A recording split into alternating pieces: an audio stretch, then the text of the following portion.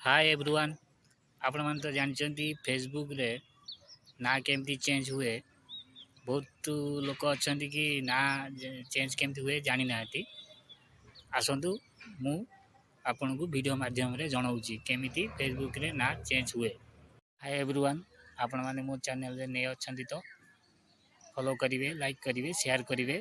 चलंतु कथा कोन mobile screen ने आपण जानिवे। फेसबुक ओपन करिवे तापरे जो कॉर्नर में अच्छी थ्री डॉट ताकू क्लिक करियो। कला परे लोक माने कौन करंदी ए प्रोफाइल की जाई कि प्रोफाइल की जाई कि एडिट प्रोफाइल में क्लिक करंदी किंतु सेटी किछि आसीबो नाही। देखंतु बायो आसीबो देखिया पे प्रोफाइल फोटो कवर फोटो आसीबो किंतु एठी आउ किछि आसीबो नाही। लोक मैंने सब ये करते भी देखु प्राइवेसी सेंटर भी चेक करती कि देखु जो लॉक कर दौरान फ्रेंड शो हम नहीं प्रोफाइल लॉक कर दौरान प्रोफाइल कई फ्रेंड नथिले लोक देखिपारे ना कि ये सब ठीक नुह। ये माध्यम रे मु आपन गोटे वीडियो बनईदेमी ये ठीक कि भूल आपन सब जानीपारे आपण मान सब देखिए।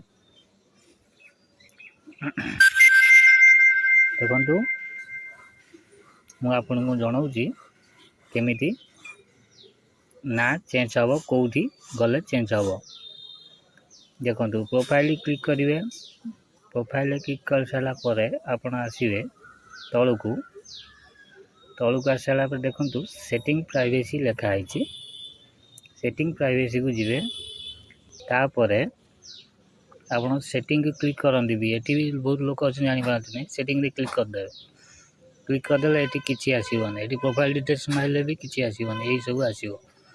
ब्लॉगर आपणकर कौन सब अच्छी प्रोफाइल डिटेल्स कौन यही सब किंतु ये आसो ना ना चेंज करने ना कौटी चेंज हम।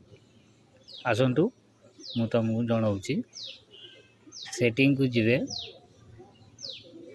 सेटिंग प्राइवेसी को जीवे प्राइवेसी शॉर्टकट रे क्लिक करेंगे तापर तलू को जीवे तलू को गला परे अपडेट योर पर्सनल इनफॉरमेशन तापर क्लिक करी नेम आसीगला आपणकर एटी ना चेंज करेंगे। देखंतु एटी भी गोटे नोटिस लिखाई। नोटिस लिखाई जे if you change your name on Facebook again for 60 days do not any unusual capitalize character your random words। ता माने होची जे आपण किछि एपट सेपट ना लिखिबे नहीं आउ थरे लिखिला परे ना चेंज कला परे 60 दिन परे आउ चेंज करि परिबे नहीं। 60 दिन परे चेंज करि परिबे। आपण जहाँ भी ना अछि आपनकर